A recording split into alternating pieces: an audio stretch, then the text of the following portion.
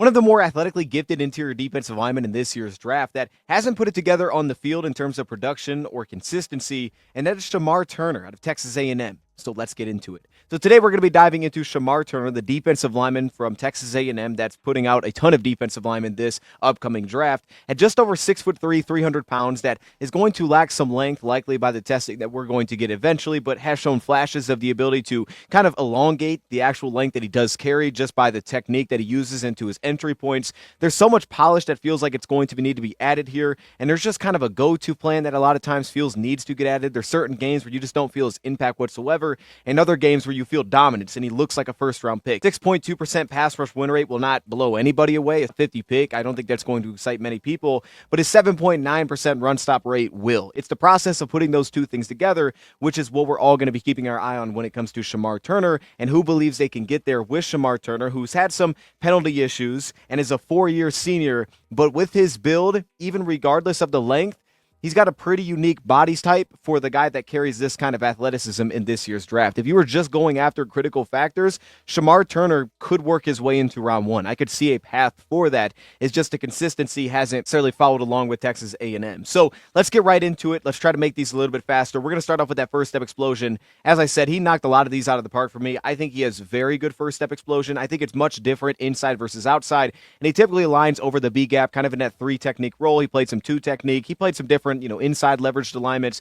I think he's kind of built to be a 3 technique who can have attack upfield, give him a little bit more ground to work with, and attack blockers, right? Not kind of sit back and just settle in and hold his ground consistently, but be able to attack guys upfield, similar to a guy like Nick Scorton, who we also did a video on if you want to check that one out. But I think he's very quick out of his stance. You see kind of the burst just off the ground that he carries. You see the footwork and how quickly he gets that into the motion. He has a twitched up lower body, and this shows up laterally. It shows up vertically as well. Run defender and pass rusher. There's some looseness within his hips, which allows him to mirror match zone schemes while also having the capability to work down the line of scrimmage squarely. This is going to be a huge part, I think, of a team drafting him, is understanding the upside that he does carry in categories like this. That ability to match different run schemes, work back over top of blocks with his movement skills at also 300 pounds, I think is going to really excite some teams. But it's also necessary because it could make up for some of the lack of super long length that feels like it gives guys problems. I had to put another light. I forgot my other light wasn't on. This gives him that ability to kind of ride on the backside of offensive linemen, maintain his gap as he's working on the backside of offensive linemen that are trying to reach block, get to the next blocker. He can kind of settle into his gap and maintain that square to the line of scrimmage because of some of those movement skills. You'll see the ability to get low off the ball as well, specifically on quarterback sneaks. We've seen him be effective at impacting quarterback sneaks, the ability to drop his weight, play below,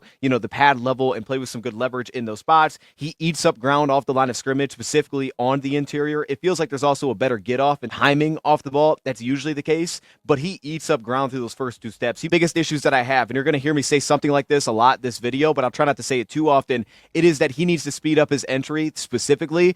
When you talk about first step, the entry point needs to speed up. The process of entering accurately also needs to improve. But I think he just needs to speed up that process in general. Let's play with good interior defensive lineman depth within his strides. I think it's adequate out wide. I think it's adequate in terms of the speed out wide. But he does carry a little bit of build-up speed, which could help him translate if he's in some wider alignments. Whereas he's working around the arc of the pocket, he can build up some speed. He does show some of the flexibility to do that. Some of the lean may be a little bit limited. You'll see him hit the ground a little bit too often, or some of the dip moves. You'll see they kind of stall out and they kind of lose their momentum because he can't keep his footwork rolling. But for the most part, he does have a little bit of build-up speed as he works around the arc. Then we've seen him in roles be effective, like when he gets dropped into a spy roll, his pass rush kind of stalls out and he's able to kind of settle in, read a quarterback, redirect. He could be one of the more impactful players in that spot because of his athleticism, effort that he plays with as a run defender, specifically just trying to track and make a play, get on the football at some point on the play. He is a high-energy player, led to some of the penalty calls, but you can see it all the time. Anytime he makes a play, it's like a guy won the Super Bowl. I mean, this guy is fired up, high energy for your defensive line. He is a little bit of a high tackler, which I think is not only something that pops up as just a run defender in general, but it pops up as a tackler. And being a high tackler means more inconsistency there. And there are interior defense linemen with issues with this. And you attach not fantastic length, that leads to an average grade for me as a tackler, which a lot of that is just because of the effort that he plays with, where that gets a little bit higher, and the way that he does break himself down into those tackle attempts. But he is capable of missing a lot of tackle attempts as well. To the play strength aspect, one of the weirder spots for me, I ended up giving him a good grade here, so still on a really good track for me. There's some clear concerns, I think, at the next level. Just the way that he's built, dealing with double teams consistently. He's a little bit more lean than he is really bulky as an interior defensive lineman, which is great. It shows to the explosion that he adds to his game. The downside is that you can see that he feels like he can kind of just get mauled over against double teams. It's going to be very important that his entry points are very consistent and that he does a really nice job of technically settling himself down and knockback and wins early to really maintain gaps early on plays rather than falling behind, because there are examples of him completely just getting moved out of play 5 to 10 yards. His build, he's not really built to kind of just naturally settle himself in and be tough to move around regardless of what the anchor looks like. The anchor is going to be very important for him to dial that in for more consistency. There are some things that I love. When he's a downhill attacking defensive lineman, you'll see this like on inside zone blocks when he could just go straight ahead and attack defensive linemen. They're a little bit more stationary. There's not a lot of movement. He has great at attacking those single blocks, the entry level that he plays with, some of the leverage that he creates into those point of attack situations. I think he is a very strong player for his build. There's some twitched up strength there as well. You'll see it within the shed, the ability to stack and shed and quickly get onto tackle opportunities because there is some of that twitch within just the way that he's built. He'll pull himself out of plays, reading through the block scheme, trying to sidestep, get out of the play, right, and kind of avoid blocks and then allow himself to settle back in.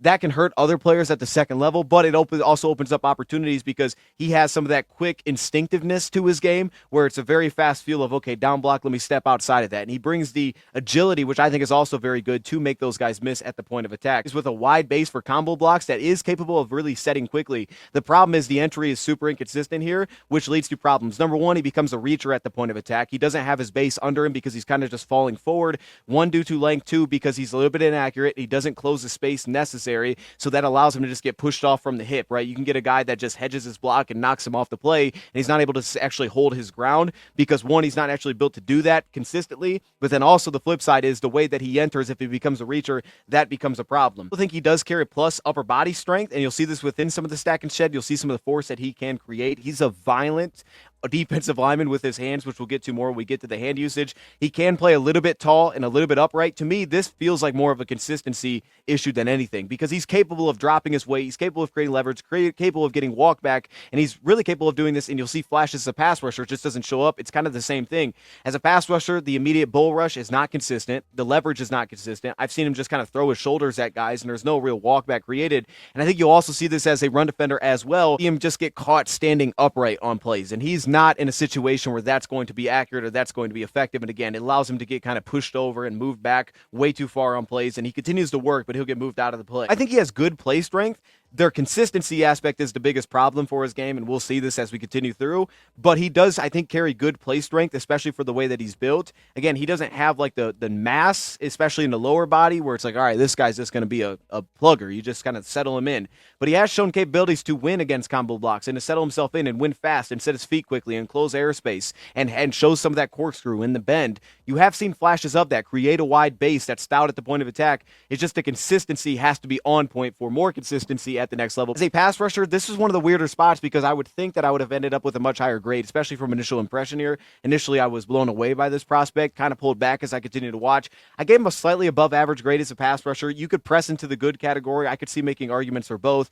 I'm going slightly above average. The athleticism tells you this should be a lot higher, especially when you tap into some of the hand usage and the agility that he has. We'll get to this. It tells you this should probably be higher than it is, which actually is the concern overall. He's powerful within his hips. You'll see that when he's resetting blocks, specifically in terms of the shed. He's got quick feet, which allow him to kind of slip blocks. It allows that transition ability to be incredibly impactful, like the lateral movement speed, the ability to create oversets, the ability to get guys kind of on their heels a little bit and be able to sidestep, crossover, work back over top. The issue with his transitions are his decisiveness. Here in slide protection as the 3 technique, look at how the lack of decisiveness when he transitions into the next blocker. It also carries the hips to kind of turn the corner, get an edge on an interior offensive lineman. There's a lot of things to like about, hey, you could just get an edge consistently because of some of the movement skills. There's some slipperiness to him as well because of the hips that he does have and some of the looseness that he can carry within the hips. Also tied along with the footwork that is immediate. It's sudden. It allows him to work over top of blocks. Even as a pass rusher, there's a suddenness to his game. He'll sell out to create those speed to power moves, right? He'll sell out to get a guy that's, not square any longer, and then he can kind of take advantage of that. And the flashes you see of it show the leverage, it shows the foot quickness, and it shows the upside of, okay, this is going to be what it's going to look like at the next level. Like, technically, you have to be sound, and that's for most players, because clearly he's not a guy who's just going to naturally walk players back. That's not his thing. He's not built to just consistently walk by his back. Really, no momentum. Like, you have to have some momentum that's created here. He has to create some speed to power conversion. It can't just be stop to start. I'm going to start walking him back. He doesn't do that. The length isn't there. He'll get latched out. Guys will reach on him and kind of just hold him at arm's length, and it doesn't go anywhere. He'll stall out in those spots. He stalls out against double teams. You'll see it as well. So it's going to be very important that the technical side leads to, bam, decisive plan. I don't think right now he has a consistent decisive plan. I think that shows up the most when he's working. We saw it, like, Gold look at him against Missouri. It was one of the biggest concerns I had for him was the amount of times he had to work on their center, and the inconsistency was just so noticeable because it was a very small space. He didn't have much room to work with, and he had to be decisive within his pass rush plans. And I think right now he wins a lot wide, but the problem is he's not playing defensive end. He's playing on the interior. So a guy that needs that much space to work with and can't win in a phone booth, as I list it, is a problem. Now, he shows capabilities to do it. He'll flash them in many different ways, but from a consistency perspective, even just having a decisive plan to get to is something that needs to be more so developed at the next level, especially for a 4-year player. Do like that he carries some flexion to get under pads. You'll see it with the swim moves. You'll see it with the rip moves as well to kind of dip himself around. I think the upper body flexion isn't fantastic, which can lead to some problems, but it's enough to drop his weight back under blocks. The problem is some of the bend doesn't pop as much, and I think that would give him pause out wide, but it also can give some issues in the inside where it doesn't feel like he unlocks some of his bend incredibly well, and you'll notice this within the body control where I gave him a slightly below average grade. He'll fall on the ground a little bit too often. He gets tripped up when he's working through traffic a little bit too often, kind of just working his way back to the quarterback. And I think because that he doesn't always unlock himself, there's not a fluidity as a pass rusher as much either. It's a lot more herky-jerky. It's a lot more explosive, and it's like, let's do something. And then it can stall out. Second act is like, okay, it's very active, but it's not fluid. It's not stringing together incredibly fluidly. And I think all of those things tie together. Hesitation within his pass rush plan, squeezes blocks, and he kind of closes airspace, or if he's in a situation where it's more in a phone booth, there's like a hesitation of what to actually get into. That stalls him out, that slows him down, that limits his explosiveness, and that's his game. He's twitchy, he's explosive. He's got to be explosive as a pass rusher. I don't think that always shows up as a pass rusher. It kind of just turns into a hand fighting match, and that's not going to turn into anything fast enough. Now, as the rep rolls along, eventually he's going to win because we'll get to the hand usage, and we'll get to also just the motor, which I think is maybe his best trait, truly. Like, I think he's great there, pushing into an elite grade in terms of his motor. So eventually he wins. But those early wins, which you want more consistently, that has to find more decisiveness to really tap into what he's best at. I like him a little bit outside of a guard more than over a center right now because he needs a little bit more space to work with. And I think at a 3 technique, you get your most opportunities to get him on an edge, give him a little bit of an island to work with, especially if you have a really nice pass rusher next to him to give him space to get a true one-on-one. If you give him those opportunities, that may translate a lot faster than what it is right now. There is some flexibility to his game. There is some lean to his game, which can allow him to play with a little bit more slither for a big man, which is nice. It's just the speed to power plan isn't great. The run to pass transitions, when he's playing to run the rush to passer,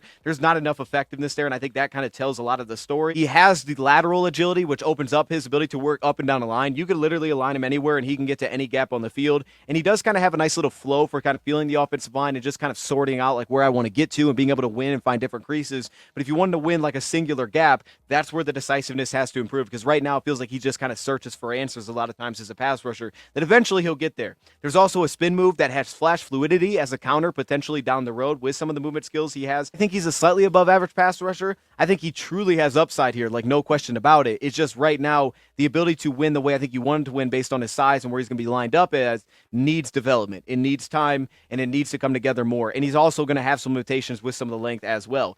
On to the couple last things here. First off, we'll get to the ability to shed. I think he's got a good shed ability, which is what could make teams the most excited. I'll tell you what, his run defense upside made me super excited because even with some of the lack of length and the way that he'll get kind of lashed out, you'll see his run defender as a pass rusher, it's the athleticism that he carries and the violence that he plays with and the effort that he plays with, which can allow him to shed. And he has some amazing reps, some ugly ones. There's a definite dosage of both.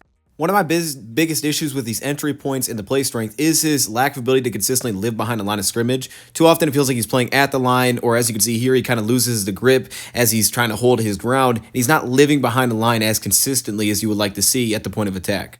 got some balance working through contact in those spots, which will also flash as well, which is difficult when you're getting pushed around to maintain some of that balance. Come work over gaps, which is not easy to ask of interior defense lineman. He can do it. He can work over a seal gap. He can work back over top. He can roll his hips through contact. He has some of the movement skills and the agility to pull that off. He's very fast to squaring up blocks. Like, you'll see how quick and twitchy he is to get himself squared to a block and deal with a single block. It's just the more that it turns into it's a wide zone scheme, and now you got to match that. There's a lot of inconsistencies. One, the drag hand of offensive lineman gives him too much problems. Offensive lineman leave that drag hand out. He's trying to kind of settle in towards the backside and kind of ride that backside hip. He gets knocked off his gap and he loses gap integrity. And you'll see this. You'll see this against double teams. You can see it from a tight end, like a little down block. He'll lose his gap integrity in those spots. You'll see when he's attacking upfield, guys can kind of seal him out of the play. So even though he gets that first step, he kind of gets pushed out of the play. Some of that awareness of how he fits some of those plays at the point of attack needs to get better as well. Love the activeness. This leads to shed upside because he's so active and just continuing to work.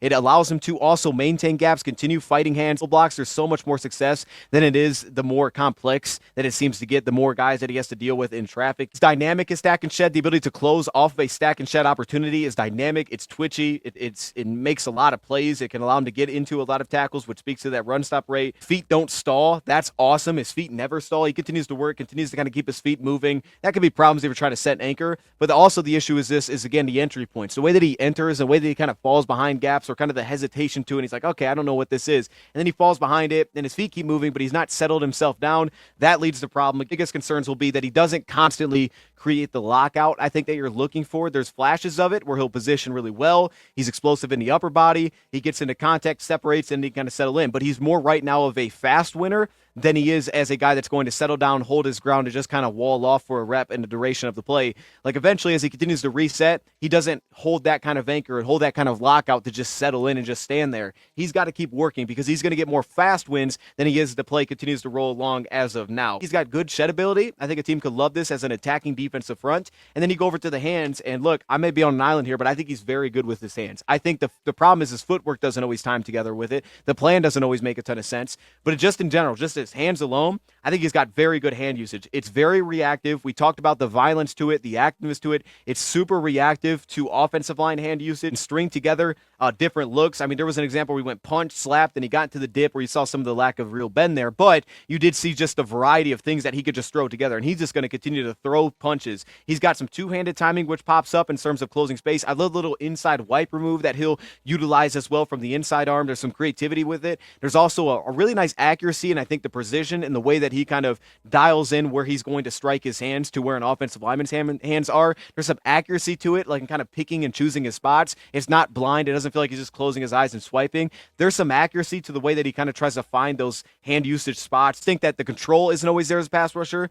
Back to the plan, but also just in general, he plays a little bit out of control as a pass rusher. That throws off his hand usage. That throws us his entry because he plays a little bit out of control. You're not really sure what he's trying to get to. This gets out of control, right? There's a little bit like he's just playing too fast. It's not as fluid. It's more herky-jerky. There is a little push-pull that he can get too late, separate late, as we talked about. He continues to work, but the early attacks to me are just a little bit inaccurate, but they're proactive. You know, he tries to anticipate, but there can be just false strikes for no reason where he's just kind of throwing things that aren't really necessary, which again could be dialed in. You don't need all that false move. We don't need all the I'm going nowhere. Like, you know what I mean? It's kind of like that basketball thing where you're just kind of dribbling in one spot, like, let's do something. That's what it can look like at times, where it just feels like it's doing nothing. And then the problem is there's not like an immediate, like, okay, I'm going to get to this. He kind of just stands there and stalls out. And then he's kind of searching around the D-line to find an area, or he becomes a spy. That happens way too darn often. He can overplay kind of when he's slanting gaps, kind of overplay into a teammate's gap, get himself out of the spot that he was actually supposed to get into, maybe just doing too much at times. See that he'll get kind of punched in his chest. That will happen, right? He can kind of allow that. That's the one I really don't like about his hand usage. He will allow himself to get kind of exposed and punched in the chest, and that can really latch out his rep. I think that needs to be more consistent, finding the break point once an initial latch is landed. Usually does a good job of keeping himself clean, like very clean. But the problem is if it really does latch, it could be a problem. He also tends to miss high. And I think, again, that's back to the footwork, but when he does miss, he tends to miss high as a pass rusher. He can get like a single hand, and then he'll miss another one high. I think the great part about it is he's got independent hand usage. He can miss one hand, win with the other, and reset. Like, there's an independence to his hand usage. Everything doesn't have to string together and kind of be this. He can independently continue to work his hands, which to me opens up so much upside because he can win from a lot of different angles and find breaks from a lot of different angles. I think that this is a player that needs real things to be dialed in. But I can't help that when I look at what his critical factors are, what the upside is, what the size is, what the motor is. You know, if teams are cool with some of the flags that he had in college, obviously you want to dial that in. as a backup interior defensive lineman that really could have some flexibility. Like I look at it as a 3-tech for sure that could have concerns at double teams. That's going to be the biggest concern there, but you want him more one-on-one for the pass rush upside. I think he actually could win at defensive end because he has movement skills to deal with tackles, and he also has some of the shed ability. The length would be a little bit of a problem. That's going to be the biggest problem. The wider you put him, teams are going to be more concerned about his length. You put him more on the inside, teams are going to be like, all right, that's great. That fits, but is he going to push off the spot too much? So it's figuring out what is the best spot. It could be best spot early is outside, and then you kick him inside. Like he could potentially fit that mold. It doesn't seem that way because of some of the true lockout, which could be more of a problem. But if you could potentially get him into like 4-eye techniques, a 4 technique, get him head up on guys, or more into the 3, which I think ultimately is going to be more of a spot as kind of your defensive tackle. I think the more you get him into those spots, then you have opportunities to allow him to be upfield, attacking, attack blocks. And you just need to dial in a consistency in terms of the football intelligence, which is average to me, the body control, which is slightly below average to me, the discipline, which is also average to me right now, with all the other things that he does well, which is the explosion, which is the motor, which is there's good toughness to his game, the hand usage. There's so many things that he does well. It's a little bit surprising that his numbers are where they are. Those things need to improve. I like buying into guys like this. Hard to find defensive linemen like this. It's a really good interior defensive lineman class. So unfortunately for him, he's going to have a ton of competition. It's not like where there's nobody and he's like, dang, I'm just the best guy here, like, because my upside. We've seen that happen before, and we've seen teams draft guys off of upside. We've absolutely seen that based on kind of the body type. But I think that this player brings, I get a different vibe like than I had with like Brian Brzee. I can understand why some would be lower on him just truly based on the lack of production. That being said, though, I like him. I think he's got some of the positional traits down, but the football intelligence, the instincts, those things have to come along, and it could take time. And who knows, is it going to get there? That's the big question. You're going to have to, if you feel confident with your coaching staff, I think this is a guy that could potentially turn into something really special. I think he has a potential special upside. Any other thoughts in the comments below? Thank you, Brian, for watching, and I'm out.